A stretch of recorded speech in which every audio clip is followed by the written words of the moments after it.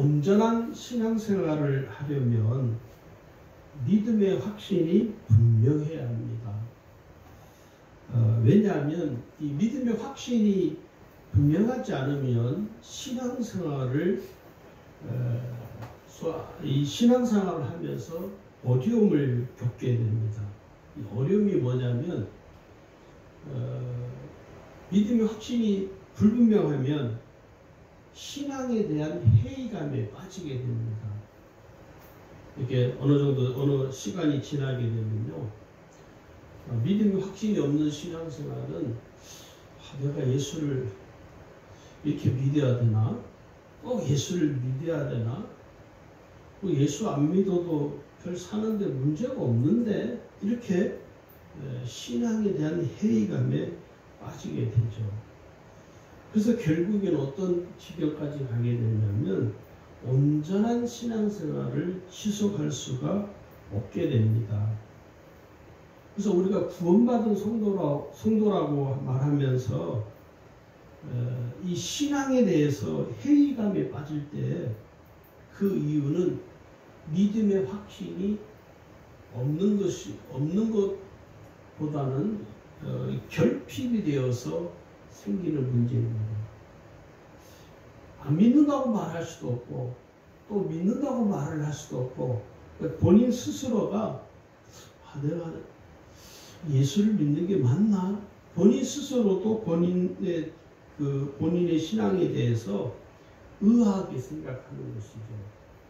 그래서 어떤 경우는요, 정말 하나님이 살아 계시는 걸까?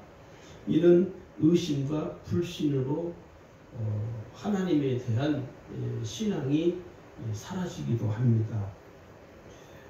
이 믿음의 확신이 결여되면요, 여러 가지의 삶의 문제들이 발생을 하게 되는데, 첫 번째 믿음의 확신이 믿음의 확신이 결핍된 신앙생활을 하게 되는데 어떻게 하게 되느냐면, 첫 번째는요, 살아계신 하나님을 전적으로 의지하지 못합니다. 하나님을 의지하지 못하는 것이죠. 왜? 확신이 없으니까. 하나님 정말 나를 축복하실까? 하나님은 내 기도에 응답해 주실까? 확신이 없는 것이죠. 그러니까 확신이 없는 이 상태에 있기 때문에 하나님을 전적으로 의지하지 않는 것이죠. 하나님을 의지할 수가 없죠. 우리가 알아야 될 것은요, 내가 구원받은 성도라고 한다면 하나님을 전적으로 의지하며 살아야 됩니다. 왜냐하면 그것이 믿음이기 때문에 그렇죠. 창세기 19장을 보면요, 롯의 사위와 롯의 아내가 있습니다. 이 롯의 아내와 이 사위는요, 소돔과 고모라가 멸망을 당할 때 함께 거기서 빠져나오죠. 그런데 어떤 일이 벌어지냐면 그들은 소돔과 고모라를 뒤를 돌아보게 됩니다. 왜 그러냐면 하나님이 이 소돔과 고모라를 설마 멸망시킬까? 그럴 리가 설마. 항상 설마가 사람 잡는 것이죠. 하나님이 살아계신 하나님에 대한 확신이 결핍되었기 때문에 그들은 돌아보게 됨으로써 함께 멸망을 받은 것이죠. 두 번째는요, 왜 믿음의 확신이 결여된 신앙생활을 하게 되느냐면 염려와 걱정과 근심으로 인해서 믿음의 확신이 없는 것입니다. 우리가 끊임없이 우리가 염려하잖아요. 왜 그러냐면 믿음의 확신이 결핍돼서 그래요. 여러분, 우리가 몸에, 우리 인체에 어떤 영향이 결핍이 되면 어떻게 합니까? 반드시 질병으로 나타나게 됩니다. 결핍이 되면. 그래서 아무리 좋은 음식이라도요, 과다하게 먹으면 이 균형이 안 맞는 것이죠. 그래서 사람들이 질병이 쉽게 노출이 되는 것입니다. 똑같습니다. 신앙도 내가 염려한다, 내가 걱정하고 있다, 내가 지금 근심하고 있다, 이 말은 믿음의 확신이 결핍되어 있어서 살아계신 하나님을 믿는 그 믿음이 내게 없는 것입니다. 영양분이 없는 것처럼. 그래서 그 염려하는 것이 계속 끊어지지 않는 거예요. 어떤 분이 그래, 내가 염려하지 않아야지, 내가 걱정하지 않아야지, 그 마음을 품고 은혜를 받고 집에 돌아와서 염려하지 않아야지 하고 고민하는 거예요. 그게 또 염려가 됩니다. 와가지고 목사님, 내가 염려하지 않으려고 작심을 했는데 염려하지 않아야지 하는 그것이 또 염려가 되었다고. 사람은요, 어떤 분은 또 그렇게 이야기해요. 여러분, 우리는 염려를 버릴 수가 없습니다. 여러분, 염려하는 것은 모든 사람들이 가지고 있는 마음입니다. 괜찮습니다. 아니, 안 괜찮아요. 염려한다는 것은 내가 하나님을 믿는 확신이 결핍이 되어서 생겨나는 나의 영적인 질병과 같은 거예요. 걱정하잖아요. 일이 잘 될까? 이것이 정말 잘 될까? 우리가 근심하잖아요. 정말 잘 될까? 걱정하고 근심하는 이 모든 것들은요, 제가 늘 표현을 하는데 불신앙적인 생각과 마음에서 나오는 것입니다. 그래서 예수님께서 뭐라고 말씀하냐면 염려하지 말라, 그렇게 우리에게 말씀으로 권면을 하시죠. 거기 마태복음 6장 25절을 보시면 이렇게 말씀합니다. 내가 너희에게 이르노니 목숨을 위하여 무엇을 먹을까, 무엇을 마실까, 몸을 위하여 무엇을 입을까 염려하지 말라. 목숨이 음식보다 중하지 아니하며 몸이 의복보다 중하지 아니하냐. 염려하지 말라는 거예요. 오늘 예수님은 우리에게 염려하며 살아가는, 오늘 우리에게 뭐라고 하냐면 염려하지 말라. 그래서 이 염려를 제가 좀 이 조사를 하고 연구를 하다 보니까, 이 말씀을 준비하다 보니까 염려를 크게 10가지로 제가 좀 축약을 해봤습니다. 염려는 뭐냐면 인류의 최대의 적이라는 것입니다. 모든 사람들이 염려하며 살잖아요. 또 염려는 뭐냐면 타락한 상상력입니다. 우리가 상상력이 필요하죠. 그런데 이 염려는요, 타락한 상상력이라는 것입니다. 그리고 이 염려는 뭐냐면 은혜를 방해하는 영적인 요소입니다. 내가 하나님의 은혜를 받는데 가장 걸림돌이 되는 것이 뭐냐면 염려하는 것입니다. 그리고 이 염려는 나로 하여금 두려움과 불안한 마음을 만들어내요. 내가 계속 염려해 보세요. 그럼 내 마음이 불안해지고 나도 모르는 사이에 내 마음속에 뭐가 자리 잡냐면 두려움이 나를 짓눌러 버립니다. 염려가 그래서 무서운 거예요. 그리고 이 염려는 내 마음속에 있는 평강을 빼앗아갑니다. 그리고 염려는 무서운 전염병과 같은 거예요. 급속도로 퍼집니다. 여러분, 가정 안에서요, 부모가 엄마든지 아빠든지 둘 중에 한 사람이 염려하며 살아보세요. 그 염려하는 부모의 모습을 누가 봅니까? 자녀들이 보면서 그 자녀도 옮아가요. 함께 염려하는 거예요. 그래서 전염병과 같은 거예요. 지금 코로나가 얼마나 무서운 전염병입니까? 이란인가요? 그래서 코로나가 인구의 3분의 1이 코로나에 지금 다 걸렸대요. 2,500만 명이 코로나에 걸렸답니다. 인구의 3분의 1이에요. 무서운 전염병이죠. 얼마 전에 어떤 학자가 나와서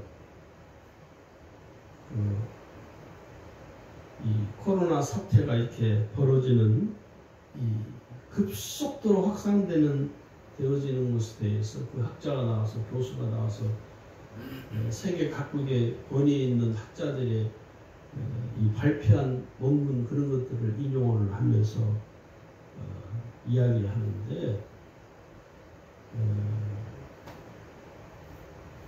저도 코로나 처음 터졌을 때 잠깐 그런 얘기를 말씀을 드렸는데 이 코로나는 여러분 인간이 만들어낸 인재입니다.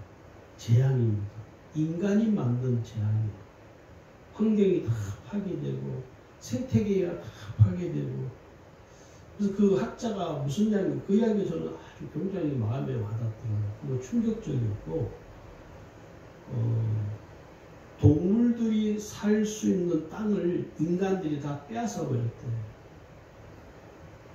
그래서 그 동물들이 본능적으로 자기들이 생존하기 위해서 자기들의 이 생존할 수 하기 위해서 이 자기들 속에 있는 잘못된 이런 병들을 이런 것들을 인간에게 퍼뜨려버렸다. 인간이 동물들이 살 땅을 다 차지해 버렸으니까. 그러니까 동물들이 지구상에서 살 수 있는 땅이 면적이 거의 다 점점 좁아져 가는 거예요. 인간들이 다 그것을 고갈시켜 버렸으니까. 그러면서 그 학자의 말은 결국은 인간이 만들어낸 재앙이다. 이 코로나뿐만 아니라 앞으로는 이제 전염병과 부단한 싸움을 해야 될 시대가 우리 앞에 놓여 있다. 그러면서 그 유럽에 있는 어느 나라에 16살 된 소녀가 환경운동가가 됐어요. 그래서 이 아이가 학교를 가지 않아요. 학교를 가지 않고 금요일마다 국회의원 앞에 가서 국회의사당에 가서 피켓을 들고 1인 시위를 하는 거예요. 왜냐하면 16살 된 아이의 입장에 볼 때는 기성세대들 어른들이 자기들이 살아야 가야 할 이 지구를 다 파괴시켜버린 거예요. 어른들이. 그러면서 어른들을 향하여 막 울분을 터뜨리는 거예요. 당신들 때문에 우리의 미래가 어두워졌다. 당신들 때문에 우리의 미래가 불분명하다. 그러면서 환경을 살려라. 제가 그 다큐를 보면서 마음이 참 안 좋더라고요. 우리 후손들에게 물려줘야 될 이 모든 좋은 환경들을 이 어른들이 다 파괴시켜버리는 거예요.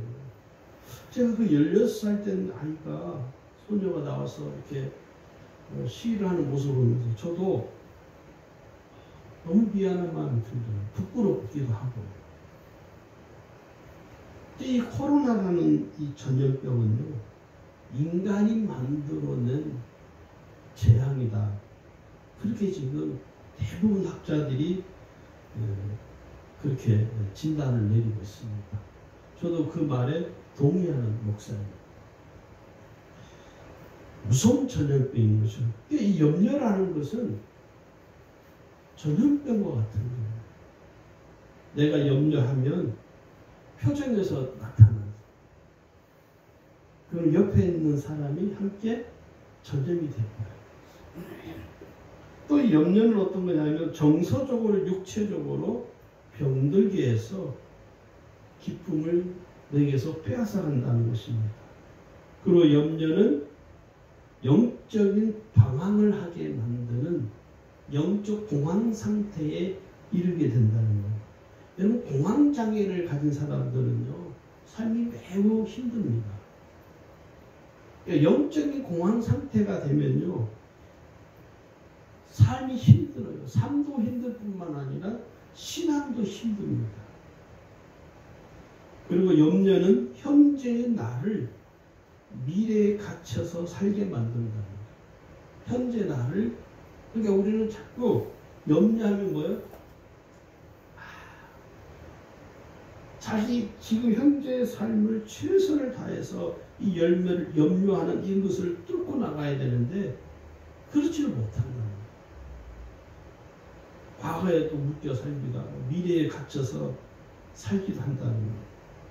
결국은 이 염려는 총체적인 난국을 하게 되는 건 어떤 거냐면 결국은 하나님을 믿지 못하게 함으로 인해서 신앙이 타락하게 된다. 이게 무서운 겁니다. 사실은 우리가 그냥 염려하는 것을 그냥 그렇게 그냥 심각하게 인지하지 못할 뿐이지 실제로 이 염려는요 우리를 신앙의 이 나락으로 떨어지게 만들 수 있는 아주 위험한 영적인 장애물이라는 걸 우리가 잘 알아야 됩니다. 마태복음 6장 27절에 예수님 또 이렇게 말씀하죠. 너희 중에 누가 염려함으로 그 티를 한 자라도 더 할 수 있겠느냐. 내가 염려한다고 해서 걱정한다고 해서 내가 근심한다고 해서 내가 지금 염려하고 걱정하고 근심하는 이 문제가 해결되는 게 아니거든요. 해결되기만 한다면 수도 없이 염려하죠. 그죠? 걱정하고 염려하고 아이고 어떻게 하지? 그런데 여러분 내가 염려하고 걱정하고 근심한다고 해서 그 문제가 절대 해결되지 않습니다. 더 오리무중에 빠지기도 하고요. 더 삶이 꼬이게 됩니다. 그래서 내가 염려하고 걱정하고 근심하는 이 모든 것들을 주님께 드려야 돼요. 주님께 의탁을 해야 돼요. 주님께 맡겨야 돼요. 할렐루야. 세 번째는요. 의심하기 때문에 그렇다는 것입니다. 믿음의 확신이 결핍된 이유는 의심하기 때문에 그렇다는 거예요. 의심하기 때문에 이 믿음으로 살기 어렵죠. 그럼 왜 의심하느냐? 믿지 못하기 때문에 의심하는 거예요. 그래서 이 믿지 못하기 때문에 의심하는 이 자체가 뭐냐면 우리는 의심하는 것을 그렇게 심각하게 생각하지 않습니다. 그런데 이 의심하는 것은요 불신앙이라는 것을 우리가 알아야 됩니다. 예수님의 제자인 도마가 예수님이 십자가에서 죽으시고 사흘 만에 무덤에서 부활하신 이 사실을 믿지 못했어요. 믿지 못하니까 어떤 일이 발생하느냐면 의심하고 불신하기 시작했습니다. 다른 제자들이 야 예수님 부활하셨대. 우리가 봤다니까. 그러니까 도마가 뭐랍니까? 웃기는 소리 하고 있네. 나는 못 봤어. 너는 봤는지 모르겠고 나는 본 적이 없어. 내 눈으로 봐야 되고 내가 손으로 만져봐야 돼. 이게 뭐죠? 불신이죠. 불신. 그 동료들의 말을 불신하는 거예요. 예수님의 부활하심을 불신하고 의심으로 가득 찬 그 도마에게 예수님이 나타나셔서 이런 말씀을 하죠. 믿음 없는 자가 되지 말고 믿는 자가 되라. 믿음 없는 자, 불신하고 의심하는 그 도마에게 믿음 없는 자가 되지 말고 불신앙을 가진 자가 되지 말고 믿는 자가 되라. 예수님이 권고를 하고 계시는 것이죠. 그러니까 의심하고 불신하는 것은요, 불신앙이라는 것을 우리가 잘 깨달아야 된다는 것입니다. 남편과 아내가 서로 믿지 못하고 의심해요. 그 뭐라고 그러죠? 의처증이라고 그러죠. 저는 그런 분을 몇 명을 상담을 해드린 적이 있어요. 남편이 자기 아내를 못 믿는 거예요. 또 아내 되는 분은 자기 남편을 못 믿는 거예요. 서로 의심하고 서로 불신하는 것이죠. 왜? 서로 관계가 신뢰할 수 있는 관계가 깨져버린 것이죠. 그래서 끊임없이 의심하고 끊임없이 불신하는 거예요. 똑같습니다. 의부증, 의처증에 걸린 환자들처럼 오늘 교회 안에서도 성도들에게서 유사한 영적인 증세가 있어요. 그게 뭐냐면 살아계신 하나님을 믿지 못하는 거예요. 의심하고 불신하는 이유는 살아계신 하나님을 내가 믿지를 못하는 것이죠. 그리고 하나님이 지금 나의 삶을 통해서 섭리하시는 것을 거부하거나 부정하는 것입니다. 여러분, 예수 믿는 사람이라고 안 죽습니까? 다 죽습니다. 예수 믿는 사람이라고 병에 안 걸립니까? 병에 걸립니다. 예수 믿는 사람이라고 교통사고 나서 안 죽습니까? 교통사고 당해서 죽을 수 있습니다. 여러분, 예수 믿는 사람이라니까 아무 문제가 없는 것 같습니까? 아니, 똑같습니다. 교통사고 나서 그 자리에서 죽을 수도 있고요. 질병에 걸려서 죽을 수도 있어요. 그런데 하나님의 섭리하심을 거부하거나 부정하는 사람들은요. 아, 왜 예수 믿는데 병에 걸리냐. 아, 예수 믿는데 왜 가다가 교통사고 나서 갑자기 죽느냐. 이렇게 공격하는 사람들이 있어요. 다 죽습니다. 어느 누구든지 병에 걸려서 죽을 수 있어요.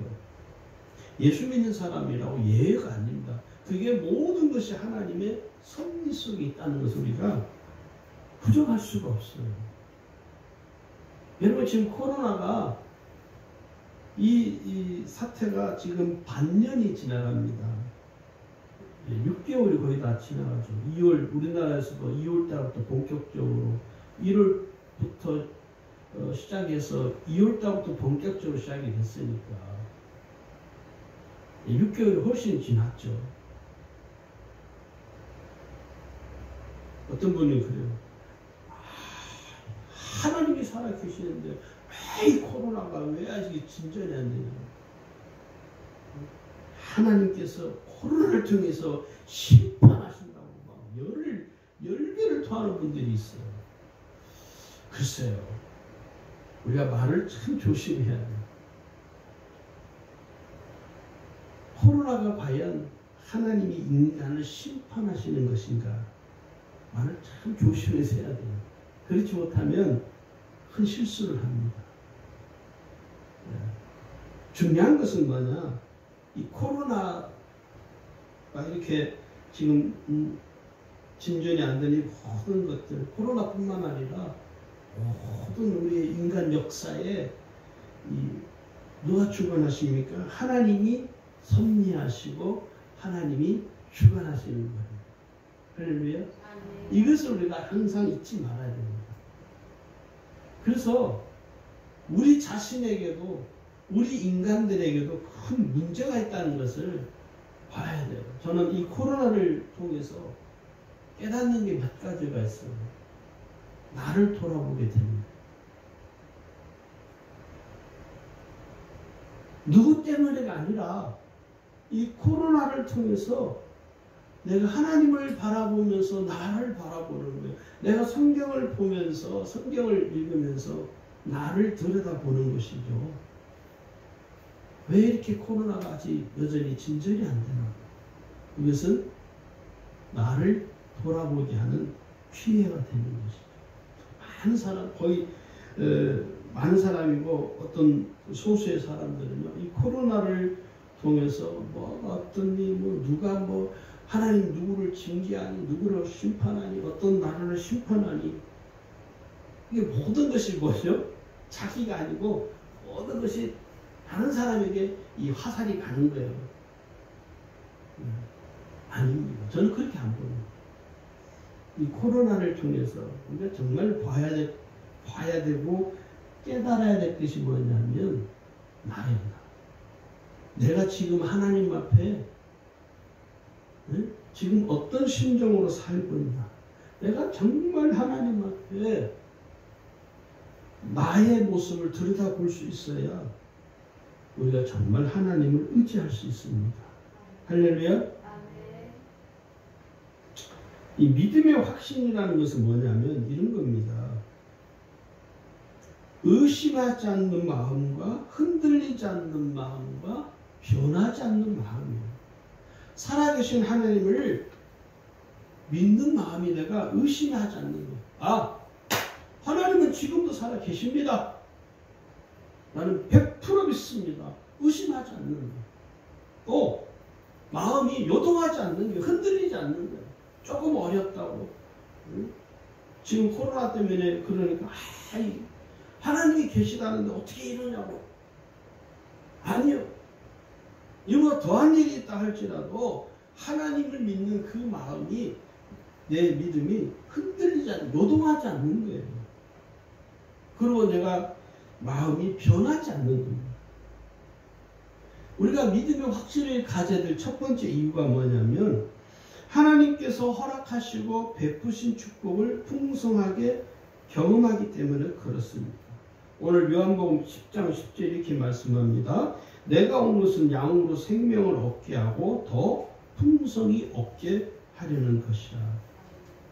오늘 우리에게 풍성한 생명을 얻게 해주신다는 거예요. 두 번째 믿음의 확신을 가져야 할 두 번째 이유는 구원받은 성도가 믿음의 확신이 결핍된 채 살아가면 악한 사단으로부터 영적인 공격을 받습니다. 실제로 영적인 공격을 받게 돼 있어요. 그래서 우리에게 이 베드로전서 5장 8절에 이렇게 우리에게 말씀하죠. 근신하라, 깨어라. 너희 대적 마귀가 우는 사자같이 두루 다니며 삼킬 자를 참나니 너희는 믿음을 굳게 하여 저를 대적하라. 여기 뭐라고 하냐면 믿음을 굳게 하라는 거예요. 믿음의 확신이 분명하라는 것입니다. 세 번째 이유는요. 믿음의 확신을 가진 세 번째 이유는 주님이 고아와 같이 버려두지 아니하시고 다시 데리러 오신다는 거예요. 여러분 고아로 사는 삶은요 매우 피곤한 삶입니다. 고아는 뭐죠? 부모가 나를 돌봐주지 않는 것이 고아의 삶이에요. 그래서 저는 이 세상에서 가장 피곤한 삶을 사는 사람은 가난한 사람이 아니고요, 못 배운 사람이 아니고요, 저는 고아라고 생각합니다. 제가 중학교 때 저희 반 친구 중에 고아원에서 사는 친구가 있었어요. 그 친구를 보면서 그나마 우리 집도 가난하지만 그래도 나는 부모가 있다는 것에 대해서, 가족이 있다는 것에, 가정이 있다는 데서 정말 어린 마음에도 감사가 되더라고요. 고아는요, 누구로 어떤 부모의 돌봄을 받지 못하는 거예요. 부모로부터 보호를 받지 못하는 것이죠. 그래서 성경은 우리에게 뭐라고 하냐면 고린도후서 13장 5절을 여러분 보세요. 거기 보시기에 우리가 말씀합니다. 너희가 믿음에 있는가 너희 자신을 시험하고 너희 자신을 확증하라. 확증하라는 말이 무슨 말입니까? 믿음의 확신을 갖고 살라는 이야기예요. 내가 믿음의 확신이 없으면 얼마나 많은 신앙생활이 어려움이 있는가 우리가 잘 헤아려야 된다는 것입니다. 자, 그 다음에 이제 두 번째는 어떤 확신이 있느냐 하는, 먼저 말씀을 드리자면 이 믿음의 확신 중에서 확신이 무려 제가 이렇게 말씀을 준비하고 이 확신 시리즈 제가 설교를 오래전에 했는데 그 확신 시리즈 제가 교재를 이렇게 만들었어요. 여기 보니까 11가지. 오늘은 11가지 다 말씀을 못 드리고 첫 번째 어떤 확신이 있냐면 구원의 확신이 있습니다. 구원의 확신. 구원의 확신이 뭐냐면 예수님을 나의 구주, 나의 하나님으로 내가 고백하고 믿음으로 죄에서 구원받은 은혜를 말하는 거예요. 그래서 예수님은 나의 구주, 나의 하나님이십니다. 나는 예수님의 은혜로 십자가의 은혜로 말미암아 나는 죄에서 구원받았습니다. 이걸 내가 확신하는 이걸 구원의 확신이라고 해요. 어떤 이단에서는 여러분 며칠날 구원받았냐 구원받은 날짜를 모르면 구원받지 못한 것이다 이렇게 막 맹공격을 하고 잘못된 이 사상입니다. 구원받은 날짜를 내가 기억하지 못한다고 해서 구원이 없어지는 게 아니에요. 예수님이 나를 구원해 주셨다는 사실이 중요한 것이죠. 그래서 이 구원의 은혜는 여러분 내가 막 노력해서 내가 마음을 수양해서 돌을 닦아서 얻는 게 아니잖아요. 또 인간이 아무리 선한 일을 많이 한다고 해도 구원의 은혜를 얻을 수가 없습니다. 구원의 은혜는 뭐냐? 구주이신 예수님을 믿기만 하면 단번에 이루어지는 하나님의 특별한 은총이죠. 그래서 우리가 그 구원의 확신을 갖고 살아가는 것입니다.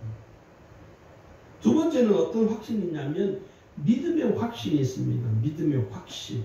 이 믿음의 확신이 뭐냐? 예수님을 믿는 믿음으로 살아갈 때 그 믿음이 변하지 않는 거예요. 세월이 아무리 오래 지나도 50년을 예수를 믿어도 처음 50년 전에 내가 예수를 믿을 때나 50년이 지난 후에 예수를 믿을 때나 똑같은 거, 동일한 거예요. 그게 믿음의 확신이에요.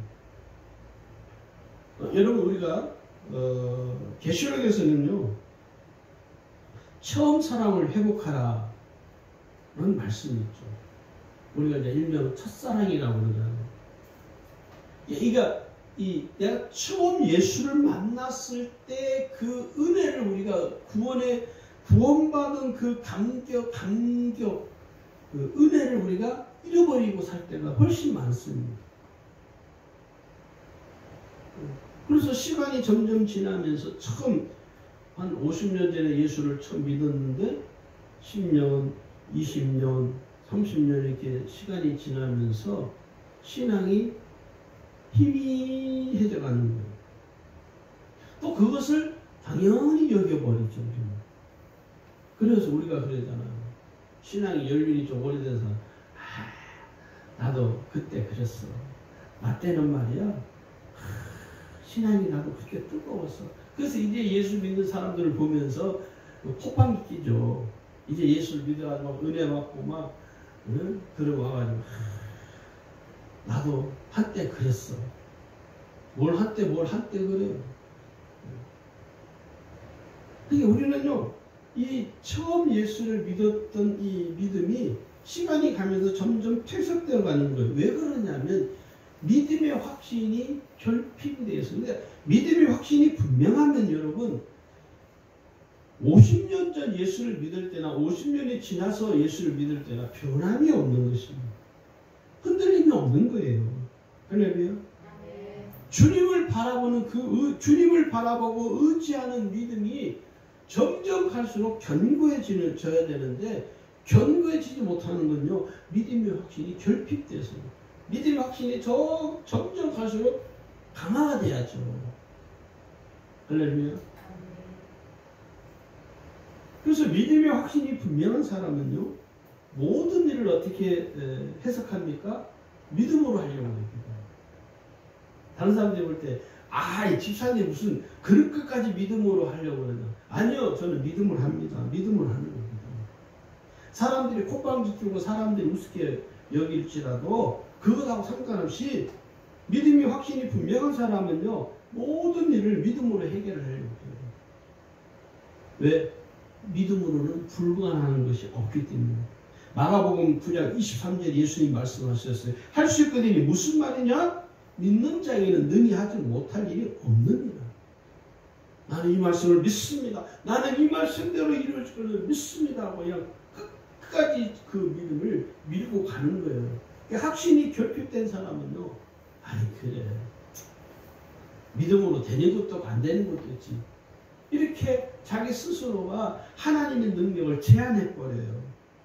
그래서 어떤 것은 믿음으로 하고 어떤 것은 믿음으로 안 하는 거예요. 그건 믿음의 확신이 결핍된 겁니다. 믿음의 확신이 분명한 사람은요, 모든 일, 하나에서 열까지 모든 매사를요, 믿음으로 하려고 합니다.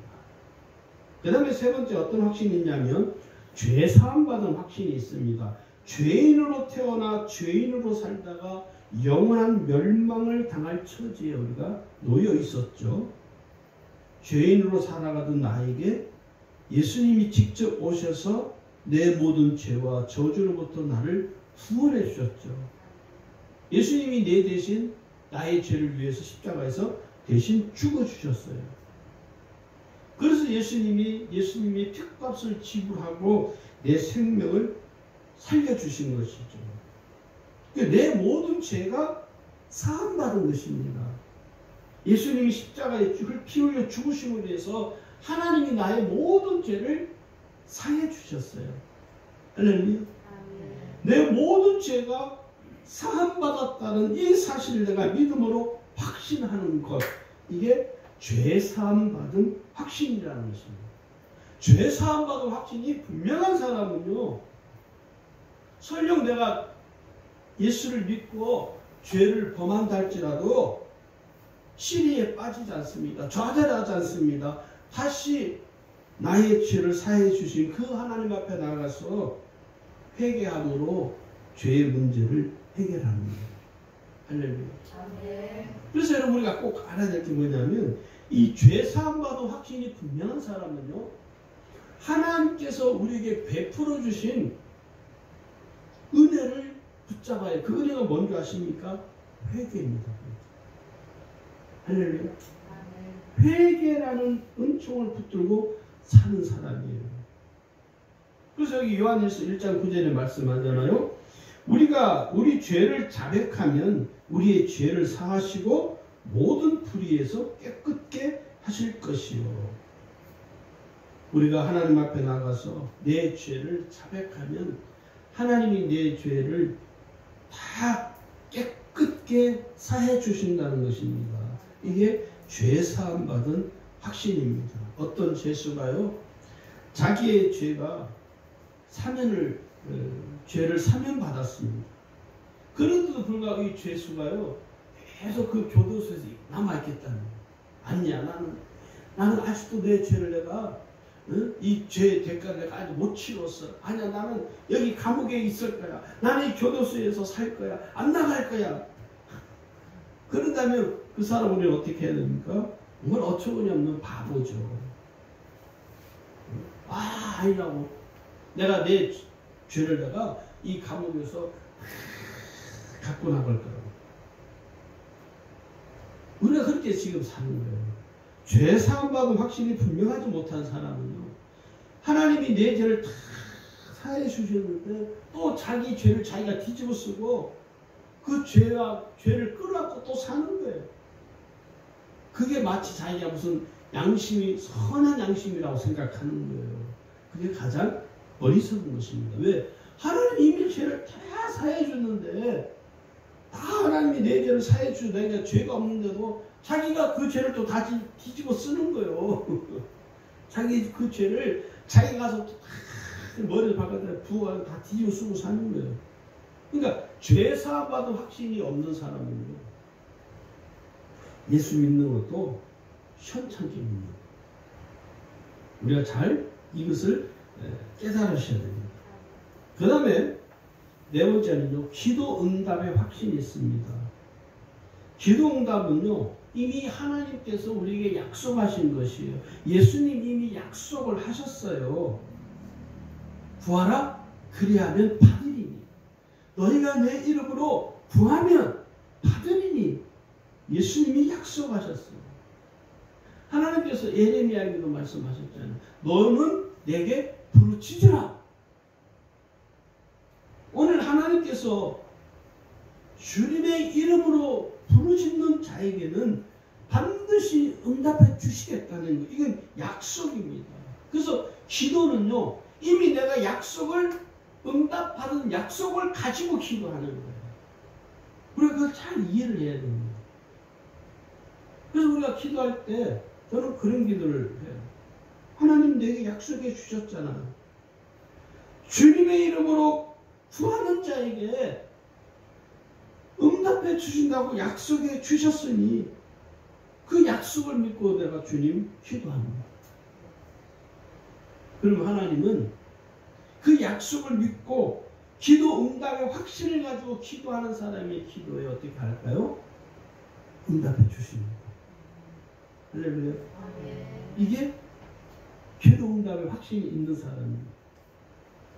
그 다음에 다섯 번째는 인도함의 확신이 있습니다. 하나님께서는 구원받은 성도를 영원히 보호하시고 인도해 주십니다. 왜? 하나님이 나의 인도자이시, 하나님이 나의 목자이셔서 나의 삶을 하나님이 보호해 주시고 섭리하실 때 나를 보호하시면서 내 삶을 인도해 가시는 거예요. 여러분, 여호수아가 어떻게 가나안을 정복할 수 있을까? 딱 한 가지 이유입니다. 하나님이 그의 삶을 인도해 주셨기 때문에. 여호수아가 뭐 능력이 있는 게 아니고요. 하나님이 여호수아의 삶을 끝까지 보호해 주시고 끝까지 지켜주시고 그와 함께 늘 동행을 해 주셨습니다. 그게 인도함을 받았다는 거예요. 오늘 하나님께서도 저와 여러분도 하나님께서 보호해 주시고 돌봐주시고 인도해 주십니다. 할렐루야. 그래서 우리가 여러분 보세요.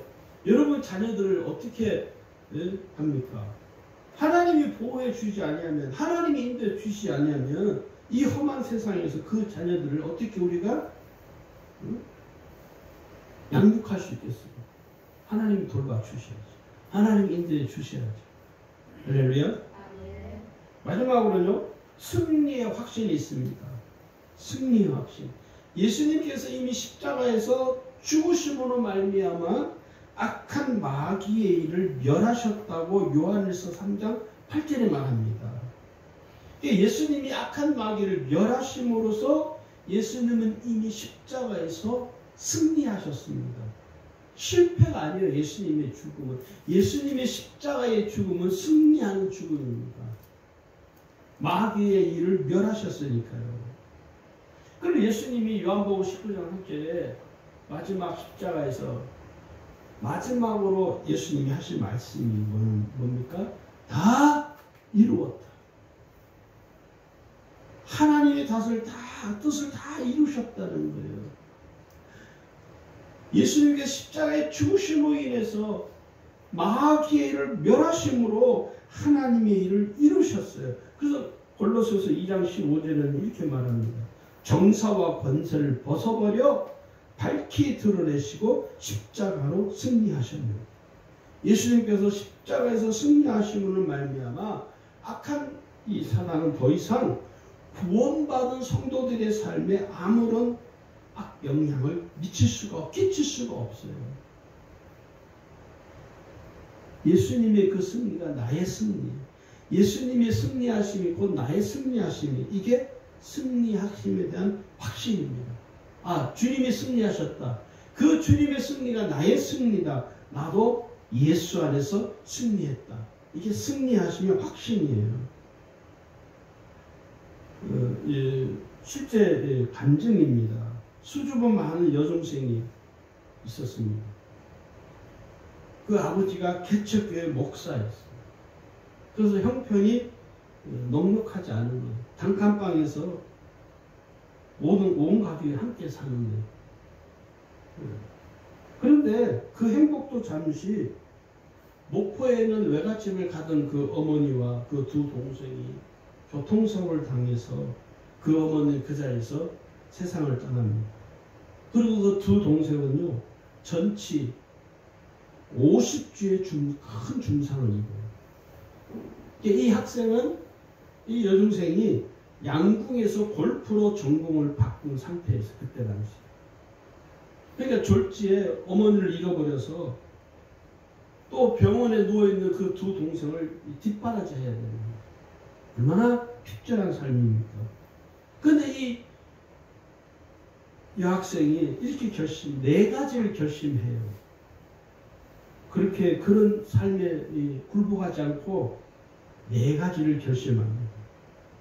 첫째, 아빠가 사모 없는 목회자가 되었으니 더욱 열심히 아빠를 보필해야 되겠다.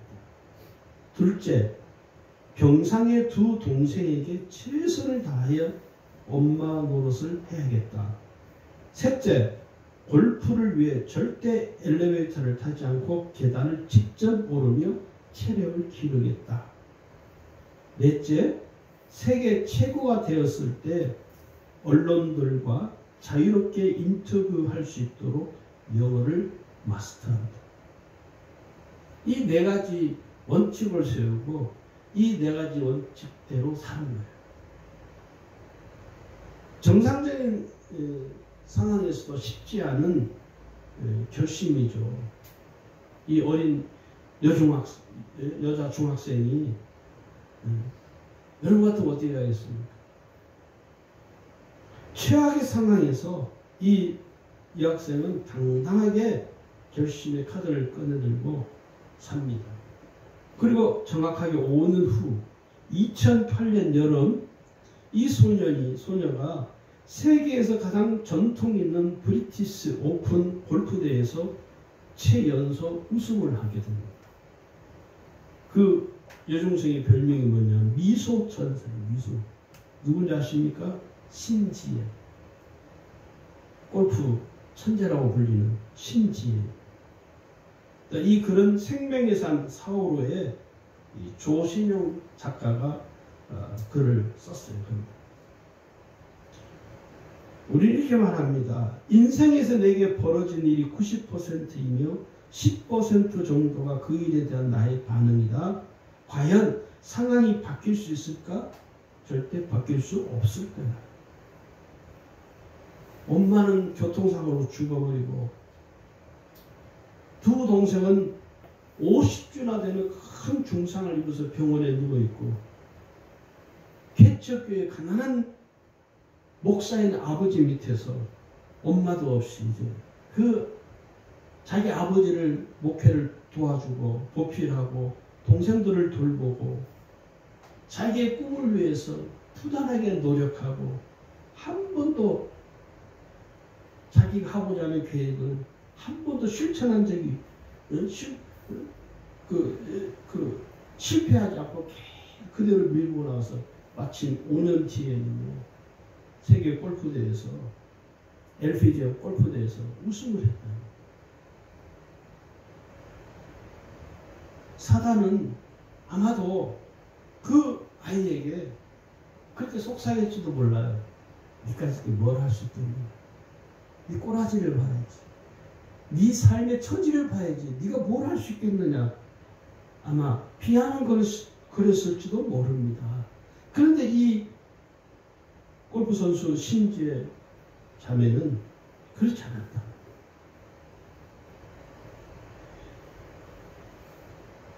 이미 십자가에서 악한 마귀를 멸하심으로 승리하신 예수님의 십자가의 승리하심을 믿는 사람들에게는요, 어떤 상황에서도 두려워하지 않고 그 예수님의 십자가의 승리가 곧 나의 승리예요. 그래서 그 승리하신 예수님을 내가 의지하고 사는 것이죠.